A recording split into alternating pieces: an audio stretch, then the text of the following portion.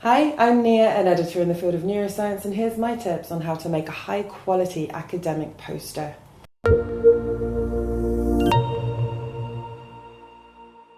Posters are a visual tool, so ask yourself this: how can I visually share my research? Perhaps most obviously, posters should have attractive and effective graphics and figures. For the text, legibility is important. Long passages of text are a no, and the word count should not exceed around 800 words. Aim for about half of this.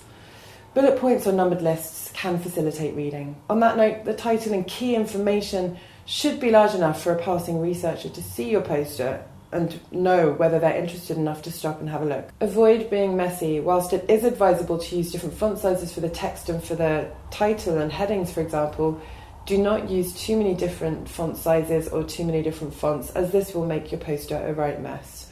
The same goes for colour. Whilst a splash of colour is of course a great way to catch someone's eye, too much colour will appear messy. The layout should also be clean. This is not a mind map, it is a professional document.